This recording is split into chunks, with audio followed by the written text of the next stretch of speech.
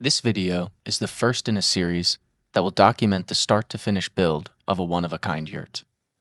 The goal is to build a 44-foot diameter yurt and then a 16-foot diameter yurt and combine them into a two-story mega yurt. In order to build two yurts, you first have to build one, and I decided I would start on the 16-foot yurt first to iron out any kinks in my production process. For me, a yurt build always begins with a trip to my local sawmill. Inside of a pole barn, there are stacks and stacks of air or kiln-dried boards of all species. And those stacks represent the first decision to be made in the yurt build process. Which species of wood to use for the lattice?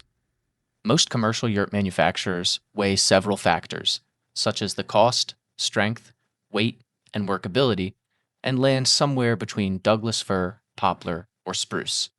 Those species are relatively lightweight for their structural strength, and they're easy to work with. I chose instead to use red oak for several reasons.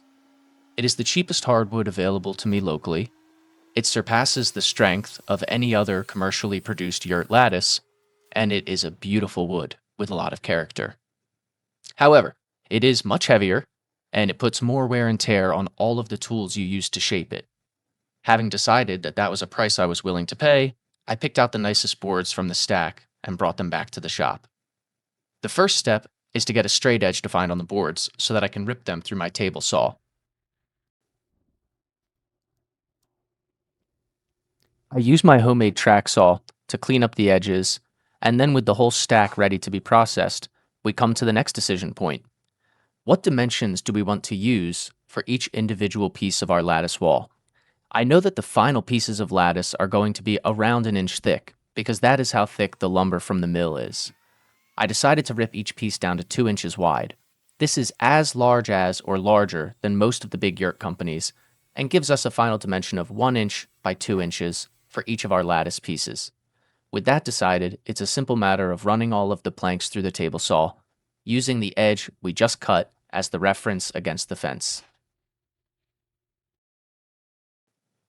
My poor, rigid job site table saw is really struggling to cut through all of this red oak. And unfortunately, shortly after I finished doing these rips, it died. It made it a good 8 years, and it was a good saw, but it was time for an upgrade. Now we come to the biggest issue with deciding to buy rough-cut wood from the sawmill. It saved us a ton of money, but the faces of the boards are rough and are going to need to be cleaned up. In the past, I have used an electric hand planer to do this. It is a time-consuming and tedious process, but it can be done if you're on a budget. Now I have a larger planer, and it makes much faster work of it. The red oak is still dense, and we will need to regularly rotate in fresh planer blades in order to keep it cutting well. All of the extra work we put in at this stage is going to be worth it when you see how beautiful the grain shines when we hit it with some tung oil later. It's going to take me a little while to process all of that wood through the planer, but while you watch, I can fill you in on how you might build this lattice if you wanted to do it yourself and you don't have all these fancy tools. You could buy regular framing lumber from the big box store. Think a 2x4, 8 feet long would work. The lumber comes from the store an inch and a half thick, so if you run it through a table saw and cut it into 1 inch thick rips, you can get 3 pieces of lattice out of each 2x4. You don't need to do any planing, and with just the table saw, you have your lattice pieces ready to be further processed.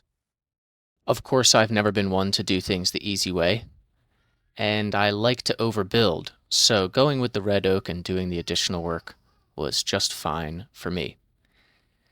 Now, this process of planing everything down generates a ton of sawdust, and really, you're going to want a dust collection system. I was running it into a vacuum, and I had to regularly stop to empty it.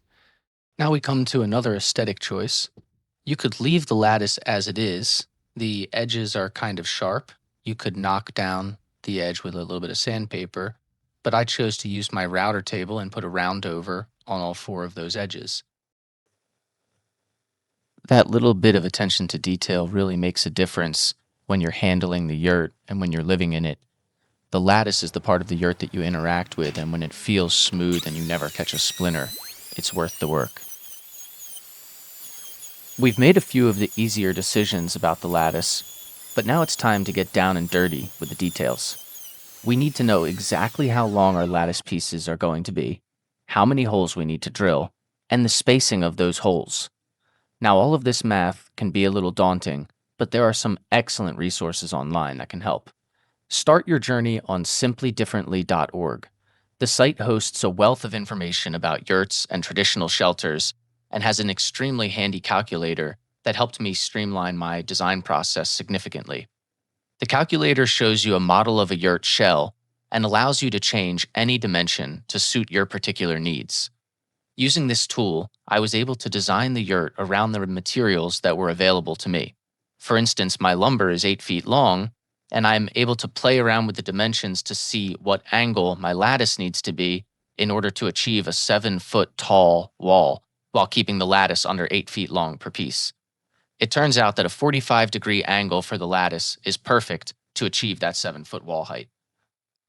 It's important to note while you design the yurt that the model will display a rafter at every lattice intersection, but modern yurts like mine often skip every other lattice bay. So when you set the number of rafters in the calculator, you need to be aware of that.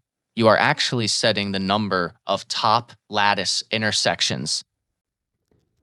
Also, the calculator is in metric, so be prepared to do some converting. Next, you'll want to check out yurtforum.com. As far as I'm aware, it is the best gathering place of individuals interested in building their own yurts, and you can ask questions and receive advice and feedback there. Once you are happy with the design in the yurt calculator, you can take the hole spacing measurement and lay out your reference piece. This is the first piece of the lattice, and every other piece you make will be a perfect clone of it. For my design, this worked out to be 6 holes drilled per piece and 104 pieces. 624 holes drilled. I made a little jig out of scrap wood to use as a fence to center the holes on my lattice pieces, and I got to marking and drilling. You can drill all of these holes by hand, but the more precise they are, the easier it makes for assembly later on. My trusty old Delta drill press punched out the holes without complaint. I'm going to be using 1/4-inch bolts to assemble, and I drilled the holes with a 32nd of an inch additional clearance so you don't have to force the bolt through the hole and gum up the threads. All we have left to do is to cut the bottom angle on each piece, and then we are ready to assemble and see if all of our math worked out. Because the lattice is intersecting at a 45-degree angle, we know that each piece of lattice is angled at half of that, or 22.5 degrees. So we set the miter saw to 22.5, and we mark all of our pieces, and we make 104 cuts. I have learned from my previous yurt builds that the point at the bottom of the lattice is a weak spot, and as you maneuver the lattice on assembly day, it is prone to split and break off. So armed with that knowledge, I now cut a small relief cut so that when the lattice is folded up, it isn't resting on a weak point and is stronger and less likely to split. Sometimes the mistakes we made along the way actually paved the road for our success. I promised earlier that there would be a payoff when we got the tung oil onto this beautiful grain. There are a lot of finishes to choose from, but I choose tung oil because it is a natural, eco-friendly, and food-safe finish once it has fully cured, and it is easy to reapply when necessary. My first yurt has gone 8 years without a second coat, but there's peace of mind in knowing that your finish is safe, especially when we have little paws running around that could potentially lick or scratch the lattice. As you can see, as soon as the oil hits the wood, it brings out that distinct red oak character. With all of the hard work done, now begins the slow process of installing 624 bolts, 1,048 washers, 624 lock washers, and 624 nuts. Using 1/4-inch hex bolts and stainless steel nuts ordered in bulk off the internet, we first make sure each lattice piece is properly oriented. Half of the pieces will face the opposite direction. And then we start with the first few pieces and continue to build from there. Now might be a good time to mention that as I cut the angle at the bottom of each board, I looked for the prettiest faces and made sure that they would all be facing in. Attention to little details doesn't cost you anything and pays back dividends. As I assemble the lattice, I am judging how heavy the final assembled piece will be and decided that it would be the most manageable in 2 parts. At this stage, I am only hand tightening the hardware, And when it is in its final install location, I can tighten down the nuts and lock washers to achieve maximum strength and stability. With the lattice for the first yurt almost complete, my attention turns to the rafters and the compression ring next. If you'd like to see how things go in part 2, then subscribe and stick around when next week we tackle the compression ring and make some of the most interesting jigs of the whole build. If you made it this far, thanks for watching, and I hope to see you, round. We're going boating, baby!